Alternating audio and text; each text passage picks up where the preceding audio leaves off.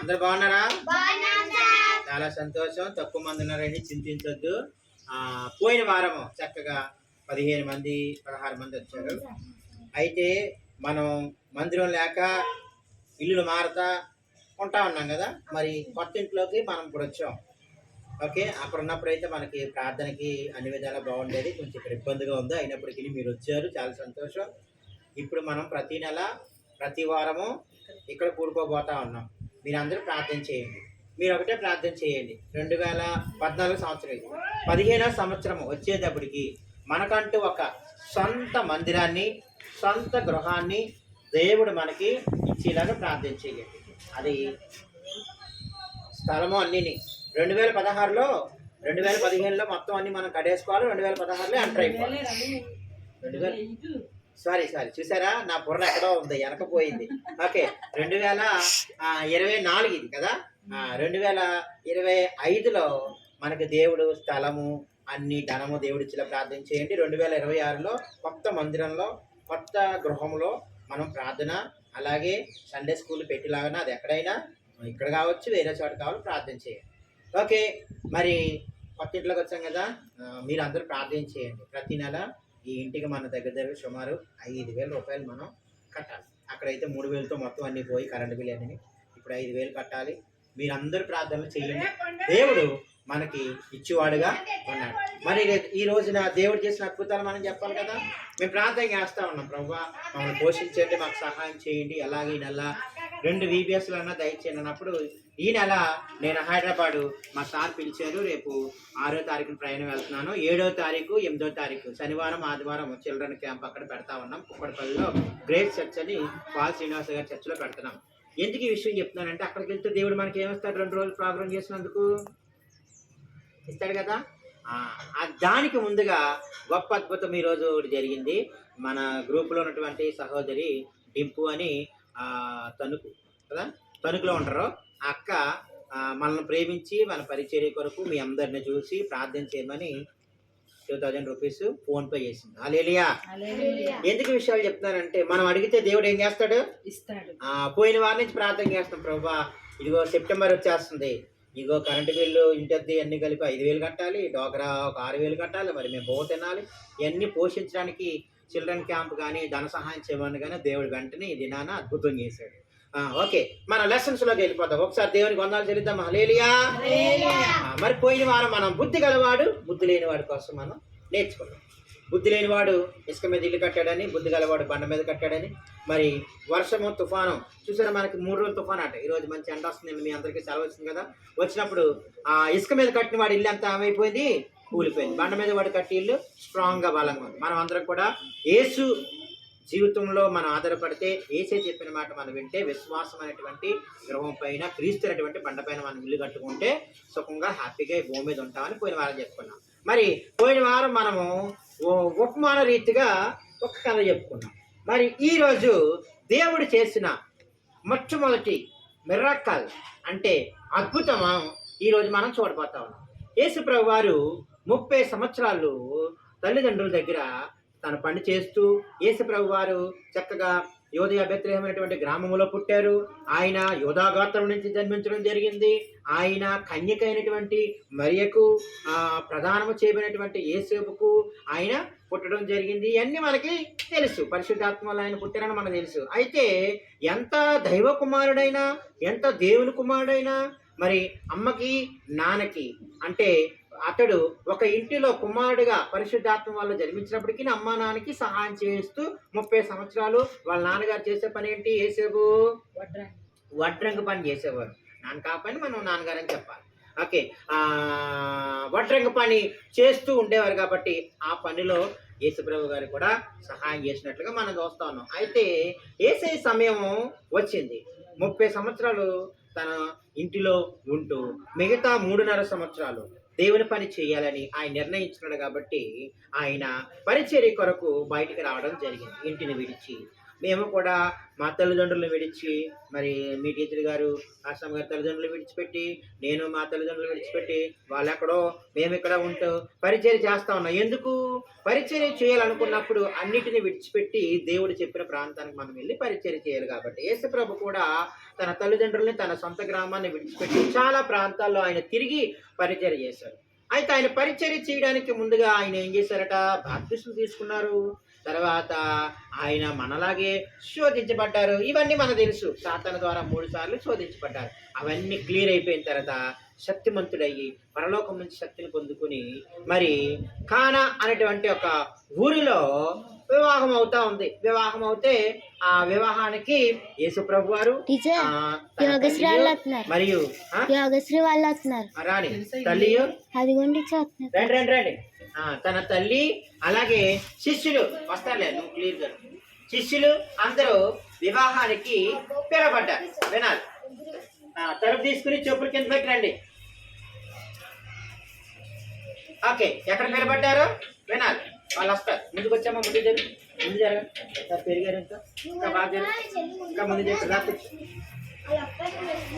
Sorry, hi పిల్లలు, మీరు రాలేదని కథ స్టార్ట్ చేస్తాం. మీ కొరకు మళ్ళీ కొంచెం వెనక్కి వెళ్తాం. నాకు ఇప్పుడే ముగ్గురు నలుగురు ఉన్నారనుకున్నాం, మీరు అందరూ వచ్చారు. ఓకే, ప్రైజ్ రాడు అందరికీ. ఈరోజు యేసుప్రభు చేసిన మొట్టమొదటి అద్భుతం కోసం మీకు చెప్పబోతాను. ఓకే, అదే కథ, ఇంకా చెప్పలేదు, ఇప్పుడు స్టార్ట్ చేసాం. కానా అనేటువంటి ఊరిలో ఒక పెండ్లి విందు జరుగుతూ ఉందంట. పెండ్లి విందు అంటే ఏంటి? పెళ్ళి అంటే తెలుసు కదా, వివాహం జరుగుతూ ఉంది. వివాహానికి మనం పిలుస్తూ ఉంటారు కదా, మన ఇంట్లో పెళ్లి జరుగుతూ ఉంటుంది అనుకో, మన బంధువులు ఏం చేస్తారు? మా ఇంట్లో పెళ్లి ఉందండి, రేపు వచ్చే వారం మీరు అందరు రండి అని కార్డు ఇచ్చి ప్రేమతో మనం పిలుస్తూ ఉంటాం. ఆ పెండ్లి మీదకి వెళ్ళినప్పుడు మనం ఏం చేస్తాం? వివాహానికి వెళ్ళినప్పుడు చక్కగా అందంగా నీట్గా తయారవి వాళ్ళకి గిఫ్ట్ ఏదో పట్టుకుని వెళ్తాం కదా. ఆ పెండ్లి విందుకి కానా అనేటువంటి ఊర్లో జరగబోతున్నటువంటి పెండ్లి విందు కూడా యేసుప్రభు వారు వివాహానికి పిలవబడ్డారు. యేసుప్రభు వెళ్ళారు, అలాగే శిష్యులు వెళ్ళారు, అలాగే వాళ్ళ గారు కూడా వెళ్ళడం జరిగింది. మరియా తల్లి అనేటువంటి మరియా కూడా వెళ్ళడం జరిగింది. మరి విందులో ఆ జనాల్లో ఇప్పుడు విందు జరిగితే ఏం చేస్తారు? వెళ్ళినట్టునే కూల్ డ్రింక్స్, లేకపోతే రసనాలు, లేకపోతే మజ్జిగ, టీలు, కాఫీలు ఏమిటా ఉంటారు. మరి ఆ దినాల్లో అలాంటి కాదు, కానీ ద్రాక్ష రసం ఇవ్వడం ఆనవాయితీగా ఉంది. యూదుల ఆచారం ప్రకారము ఏం చేస్తారంటే వారికి ద్రాక్ష రసం ఇస్తారు. అంటే అది మత్తు పానీయం కాదు, కానీ కొంచెం ద్రాక్ష రసం ద్వారా తీస్తారు. అది ఆనవాయితీ. అయితే వచ్చిన వారందరూ తాగుతూ ఉన్నారు, తింటా ఉన్నారు. సగం 100 మంది అనుకున్నారనుకో, ఆ దినాన 100 మంది అని బైబిల్లో రాయలేదు, మామూలుగా చెప్తున్నాను. ఎక్కువ మంది వచ్చారు. బిర్యానీ 100 మంది కొన్నామనుకో, ఒక 150 మంది వచ్చారనుకో సరిపోతుందా? సరిపెట్టచ్చు, కానీ కడుపుండా రాదు. అలాగే ఆ వివాహ దినంలో ఏం జరిగిందంటే ద్రాక్ష రసం సడన్గా అయిపోయింది, తాగేశారు, మొత్తం అంతా తాగేశారు. ఆ విందు యజమాని వచ్చి, అరే బాబు ఇలాగ ద్రాక్ష రసం అయిపోయిందని ఆయన బాధపడతా ఉంటే ఆ విషయాన్ని తల్లి అయినటువంటి మరియకు చెప్పారు. మరియకు చెప్తే మరియా తన కుమారుడైనటువంటి యేసుప్రభు దగ్గరికి వచ్చి, నాయన మై సన్, ఇక్కడ పెండ్లి విందు జరుగుతూ ఉంది కదా పాపం, మరి ఇక్కడ ద్రాక్షరసం అయిపోయింది, మరి నువ్వు ఏదైనా చేయొచ్చు కదా అన్నాడు.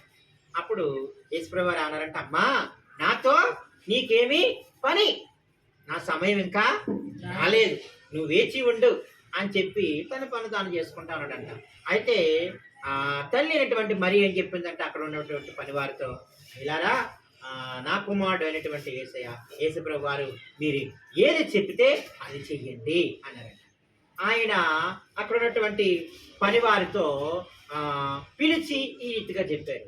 ఆ దినాల్లో యూదా ప్రాంతంలో యూదుల ఆచార ప్రకారం ఏం చేసేవారంటే బయట 6 రాతిపానలు ఉంచారట.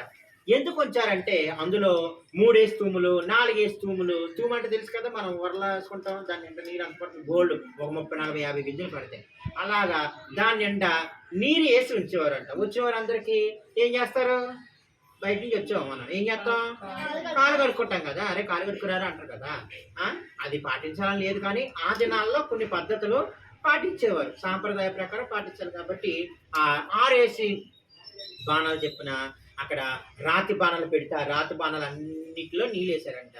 ఆ నీటి ఆ రాతి బాణాలను చూసి యేసుప్రభు అన్నారంట, దాని నిండా మీరు అంచుల వరకు ఏం చేయండి? నింపండి. దేంతో నింపాలి? నీటితో నింపండి. నీళ్లతో అంచుల వరకు మీరు నింపండి చాలు అని చెప్పాను.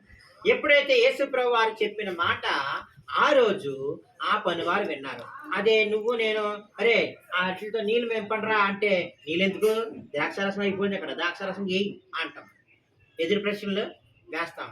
కానీ యేసయ్య చెప్పిన మాట మీరు చెయ్యడి అని ఆ తల్లి అయినటువంటి మరి ఎప్పుడైతే చెప్పిందో యేసుప్రభు చూసిన వెంటనే ఆయన చెప్పిన మాట అక్కడ ఉన్నవారు విన్నారు. పెద్దలు ఏదైనా మాట చెప్తే మనం ఏం చేయాలి? వినాలి, చెయ్యాలి. కొంతమంది కళలా పెట్టి చూసామనుకో మనకి ఏం కలుగుతుంది? భయము కలుగుతుంది, భక్తి కలుగుతుంది. వాళ్ళు ఏదైనా చెప్తే వెంటనే చేస్తాం. కొంతమందికి మొహంలో చూసిన వాళ్ళు ఏం చెప్పినా చెబుతాయి, అసలు ఎప్పా నేనేం చేయాలి చా అంటాం. అదే కొంచెం మంచిగా నమ్మకం కూర్చుని అమ్మ అనుకో ఇదే అనుకో తెస్తారు మీరు ఏం చాలే అంటారు. యేసుప్రభు వారి మొహంలో కరుణ, జాలి, దయ అవన్నీ కనబడతాయి. కాబట్టి ఆయన కరుణామయుడు, దయామయుడు, ప్రేమమయుడు. కాబట్టి ఆయన చెప్పిన వెంటనే అక్కడ పనివారందరూ ఆ రాతి బాణలో 6 రాతి బాణలో దాని అంచుల మట్టుకు నీళ్లు నింపారు. ఎప్పుడైతే అంచుల మట్టుకు నీరు నింపారో పనివారు వెళ్ళి పక్కన నిలబడ్డారు. యేసుప్రభు వారు చేసిన మొట్టమొదటి అద్భుత కార్యము అదే అనమాట. అక్కడికి వెళ్ళి వారు ప్రార్థన చేశారు. వేసే ప్రార్థన చేసిన వెంటనే ఆ నీళ్ళు ఏమైపోయినాయి? ఆటోమేటిక్గా ద్రాక్ష రసంగా మార్చారు. అక్కడ ఉన్న పనివారితో చెప్తున్నారంట, అయ్యా మీరు వెళ్ళి వీటిని మీరు ముంచి ఆ విందులో ఉన్నటువంటి ప్రతి ఒక్కరికి ఇవ్వండి అని చెప్పినప్పుడు ఆ ద్రాక్షరసము ఆ చెంబులతో, ఆ బిందులతో, ఆ రాతి బాణలో ఉన్నటువంటి నీరుతో నింపారు కదా, ఆ నీరు ద్రాక్షరసం అయిపోయింది కదా. అలా ముంచుకుని ఒక్కొక్కరికి విందులో ఉన్న ఒక్కొక్కరికి పోస్తుంటే అబ్బబ్బబ్బబ్బా ఎంత బాగుందో, అయ్యయ్యో చాలా బాగుంది అని చెప్పి అనుకుంటున్నారంట. ఆ విందు యజమానుడు, పెండ్లి కుమారుడు యొక్క యజమానుడు ఉంటుంది కదా, పిలిచి అయ్యా ఏంటయ్యా ఎవరైనా సరే ముందు మంచి ద్రాక్షరసం వేసి తర్వాత మత్తుగా అయిన తర్వాత లేకపోతే బాగా కడుపుండా తాగిన తర్వాత చెడు ద్రాక్షరసం వేస్తారు, అంటే నీళ్ళు కలిపేస్తారు. ఇప్పుడు మీకు ఇంకా అర్థమై చెప్పాలంటే సాంబారు 100 మంది కాశారనుకో చక్కగా కాస్తారు. 200 మంది వచ్చారనుకో అప్పుడు ఏం చేస్తారు? సాంబార్ కొత్తగా పెట్టరు, ఏం చేస్తారు? అందులో వేడి కలిపేస్తారు. చాలా చోట్ల అలా జరుగుతుంటుంది. హోటల్లో అయినా, పెళ్లి కాలేదు, శుభకార్యాలు అలా చేస్తే టేస్ట్ ఉంటుందా? ఉండదు. కానీ నువ్వేంటయ్యా ముందేమో జబ్బు రసము లేకపోతే ఎదురుగా ఉన్నటువంటి ద్రాక్ష రసం ఇచ్చో, ఇప్పుడేంటి ఇంత మధురంగా ఉంది, ఇప్పుడేంటి ఇంత తీగా ఉంది, ఎక్కడిది ద్రాక్ష రసం, ఎక్కడది అని చెప్పి అందరూ చెవులో గొసుకొచ్చు ఆడుకుంటా ఉంటారంట. ఈ అద్భుత కార్యము ఎవరు చేశారు? అక్కడ కానా అనేటువంటి పెండ్లి విందులో యేసుప్రభు వారు చేశారు. అద్భుతాన్ని యేసుప్రభు వారు చేస్తే ఆ అద్భుతం చూసిన వారు ఎవరంట? అక్కడ నీళ్లతో నింపిన ఆ పనివారు మాత్రమే. ఈ అద్భుతం ఆ పనివారికి, ఆ యేసుప్రభుకి, అక్కడ ఉన్న వాళ్ళకి మాత్రమే తెలుసు తప్ప ఆ విందులో ఉన్న వారు ఎవ్వరికీ తెలియదు. యేసుప్రభు వారు చాలా అద్భుతాలు చేశారు, ఎన్నో అద్భుతాలు, ఆశ్చర్యకార్యాలు చేసి ఒక మాట అనేవారు, ఇది ఎక్కడా కూడా నువ్వు చెప్పొద్దు, అది నువ్వు ఇంటికి వెళ్ళి అని చెప్పారు. మన ఇంట్లో ఏదైనా జరిగితే ఏం చేస్తాం? అందరికీ చెప్పేస్తాం, ఎలా జరిగింది అలాగా చెవులు కొరికేస్తాం. అలా చెప్పుకోవడం కొన్ని విధాలుగా కొన్ని చోట్ల మంచిది, కొన్ని చోట్ల చెడుగా అవుతుంది. కాబట్టి యేసుప్రభు వారు తన జీవితంలో కొన్ని అన్కౌంటబుల్ అంటే లెక్కలేనటువంటి అద్భుతాలు, లెక్కలేనటువంటి సూచక్రియలు, లెక్కలేనటువంటి ఆశ్చర్యకార్యాలు ఆయన చేశారు. యేసుప్రభు వారు 3.5 సంవత్సర కాలంలో తన పరిచర్య ప్రారంభించిన దినాల్లో మొట్టమొదటి చేసిన అద్భుతము సూచక్రియ ఏదయ్యా అంటే కానా అనేటువంటి ఊరిలో జరిగినటువంటి పెండ్లి విందులో నీటిని ద్రాక్షరసంగా మార్చారు. ఇది ఈరోజు మనం నేర్చుకున్నటువంటి బైబిల్ లెసన్. ఈ కథ ఎక్కడుందంటే బైబిల్లో, ఈ అద్భుతం ఎక్కడుందంటే బైబిల్లో యోహాను సువార్త 2వ అధ్యాయంలో మనకి క్లియర్గా కనబడతా ఉంటుంది. అయితే మీకు ఒక ఆనవాయితీ ఉంది కదా, నేను మీకు అందరికీ ఒక్కొక్క పుస్తకంలో ఒక్కొక్క పిక్చర్, బొమ్మలు ఎలా ఉంటాయో మీకు చూపించాలి. కాబట్టి నేను ముందు మీకు కథ చెప్పిస్తాను, ఇప్పుడు మీకు బొమ్మలు చూపిస్తాను. 101 ఆసక్తికరమైనటువంటి బైబిల్ కథలో ఉన్నటువంటి బొమ్మ పిక్చర్ ఎలా ఉందో మనం చూస్తాం. చూడండి, యేసు చెప్పాను కదా పరిచర్య ప్రారంభించట. యేసు ప్రభు పరిచయం ప్రారంభించిన దినాల్లో చేసిన మొట్టమొదటి అద్భుతం. ఇక్కడ ఎన్ని ఉన్నాయి? ఇక్కడ లెక్కట్లు 1 2 3 4 5 6 6 రాతి బాణాల్లో అక్కడ ఏం చేస్తున్నారు? పనివారు నీటితో నింపుతా ఉన్నారు. నీటితో నింపిన తర్వాత అక్కడ ఏం జరిగింది? ద్రాక్షరసంగా మార్చబడింది. ఇక యేసుప్రభు వారు పక్కన అద్భుతం చేస్తున్నారు. ఆ చివర విందులో అందరు కూర్చొని చూస్తా ఉన్నారు. మీకు కనబడుతుందా? జూమ్ చేసావా? ఈ బుక్ లో ఈ రీతిగా బొమ్మ ఉంది. నీకు కనబడుతుందా? చూసారా? జీసస్ చేసిన ఒక మంచి అద్భుతం. ఇకపోతే చిన్న పిల్లలకు బైబిల్ కథలు. ఈ పుస్తకంలో ఏముందో మనం చూద్దాం. ఇందులో కూడా ఉంది. ఇక్కడ చూడండి, మంచిగా రాశారు. ఇక్కడ మీకు చెప్పలేదు కదా, కానా నజరేతుకు దగ్గరగా ఉన్న ఒక చిన్న గ్రామము. నజరేతుకి దగ్గరగా ఉన్న చిన్న గ్రామం అంటే యేసు ప్రభు వారు నివాసము ఉంటున్నటువంటి దగ్గరలోనే ఒక చిన్న గ్రామం అన్నమాట కానా. ఇక్కడ బొమ్మ కనబడుతుంది. ఇక్కడ చూడండి, ఇక్కడ ఏం కనిపిస్తుంది? ఇక్కడ కూడా రాతి బాణలు ఉన్నాయి. ఇక్కడ చక్కగా రాతి బాణలో ఇక్కడ యేసయ్య కనిపించడం లేదు, కానీ అద్భుతం చేసిన తర్వాత తీసినటువంటి ఫోటో అన్నమాట. ఇక్కడ విందు ప్రధాని యజమానులు అందరూ కూడా ఇక్కడ త్రాగుతూ ఉన్నారు. అబ్బా, ద్రాక్షరసం అంత బాగుంది. ఇక్కడ నీటితో చేసినటువంటి ద్రాక్షరసాన్ని యేసయ్య చేసిన అద్భుతాన్ని ఇక్కడ ముంచి తీస్తూ ఉన్నారు. చూసారు, ఇక్కడ పంచుతా ఉన్నారు అందరికి. ఇది ఇక్కడ మనకి ఇక్కడ కనబడతా ఉంది. కానా అనే ఊరిలో వివాహము దేవుడు చేసిన మొట్టమొదటి అద్భుతం. ఈ బుక్ లో ఈ రీతిగా ఉంది. తర్వాత బుక్ మనం చూద్దాం. నెక్స్ట్ బుక్ చిన్న పిల్లల బైబిల్. ఇందులో ఏముందో మనం చూద్దాం.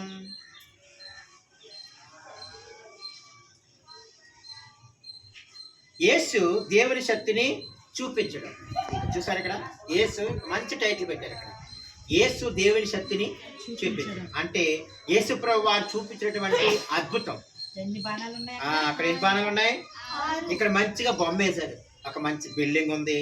చాలా మంది, పెళ్లి అంటే కొన్ని వేల మంది వస్తారు, వందల మంది జనం ఉన్నారు. ఇక్కడ ఏమో రాతి బాణాలు ఉన్నాయి. నీటితో యేసుప్రభు నింపమన్నప్పుడు నింపారు. ఆ నీటిగా మారినటువంటి ఆ ద్రాక్షరసాన్ని నీరు పోస్తే ఏమైంది? ద్రాక్షరసంగా మారింది కదా. ఆ ద్రాక్షరసాన్ని పంచడం కూడా మనకి కనబడతా ఉంది. అందుకే దేవుడు ఇక్కడ చెప్పాడు. చూసాండి, యేసు దేవుని శక్తిని చూపించడం. మనము కూడా ఎవరి శక్తిని చూపించాలి? దేవుని శక్తి చూపించడం అంటే మనము ఇతరులను ప్రేమించాలి, ఇతరుల కొరకు మనం ప్రార్థన చేయాలి. అప్పుడు మనకి దేవుడు కూడా సహాయం చేస్తారు. బైబుల్ చదవాలి, వాక్యం చదవాలి, పాటలు పాడాలి, సండే స్కూల్కి రావాలి. ఇంకో బుక్లు ఏముందో మనం చూద్దాం.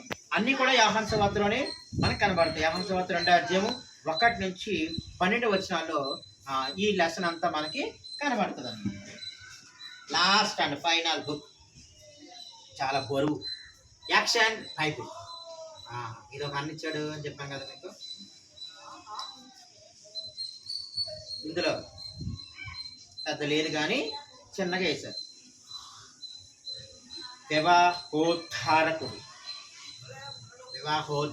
అని రాశారు. అర్థం కాని భాష అంటే వివాహం, కానాలో జరిగినటువంటి పెళ్లి విందు. ఇక్కడ జనం అందరూ కూడా ఉన్నారు, తింటా ఉన్నారు, తాగుతా ఉన్నారు. ఇక్కడేమో అయిపోయిందని బాధపడతా ఉన్నారు. వాళ్ళ అమ్మగారు వచ్చి యేసయ్యతో చెప్తా ఉన్నారు. ఇక్కడ యేసుప్రభు చెప్పారు, 6 రాతపాలనంట నీళ్ళేయి, నేను అంచుల మట్టి వరకు వేశారు. ఆ నీటిని ద్రాక్షరసంగా చేసిన తర్వాత ఇక్కడ వాళ్ళు తాగుతా తింటూ ఆనందిస్తూ ఉన్నారు. అరే ఎంత బాగుందో, ఆహా, ఓహో ఎక్కడిదని ఇక్కడ గుసుకుంటూ అంటున్నారు. బాగుందా? చూడండి, ఇలాగా కిందది వేరే బొమ్మ, పై వరకే మనం. ఓకే, ఈ దినాన మనము చక్కటి లెసన్ వినడానికి దేవుడు మనకి సహాయం చేసినందుకు దేవునికి 2 చేతుల పైకెత్తి వందనాలు చెల్లిద్దాం. హల్లెలూయా. పిల్లలారా, పెద్దవారులారా, దేవుడు మన జీవితాల్లో కూడా ఏం చేస్తాడు? అద్భుతాలు చేస్తాడు. నీకు సాక్ష్యం చెప్పాడు కదా, అద్భుతం. డబ్బులు పంపడం అంటే ఈజీ ఎవరైనా అని.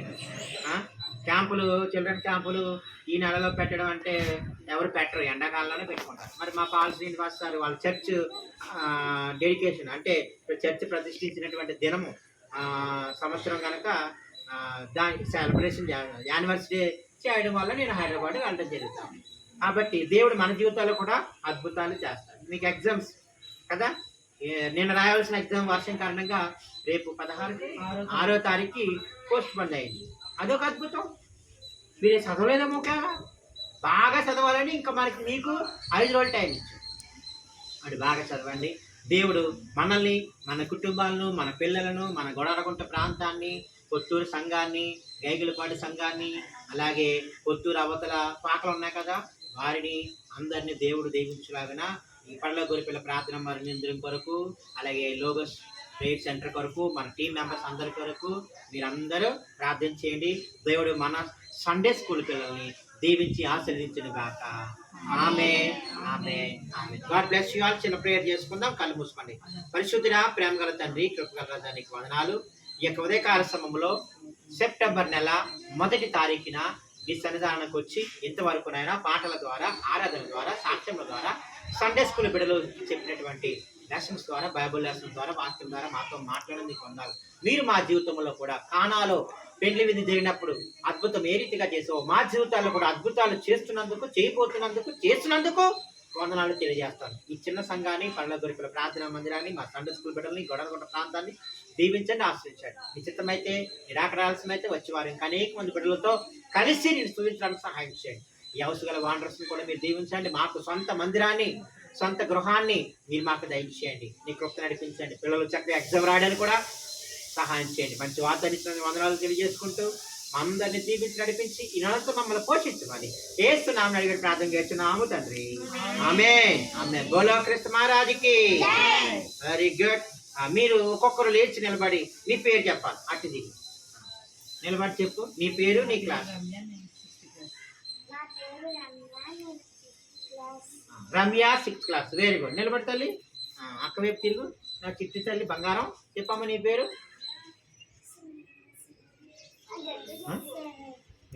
రెండు పేర్లు అన్నారు కదా, ఏం పేర్లు? సునంద శ్రీవల్లి. ఓకే, చెప్పలు కొట్టిన ఇద్దరికి. అయ్యారు మంచిగా తయారు వచ్చారు, కేరళ అబ్బాయి. పేరు చెప్పు. అటు తిరుగు.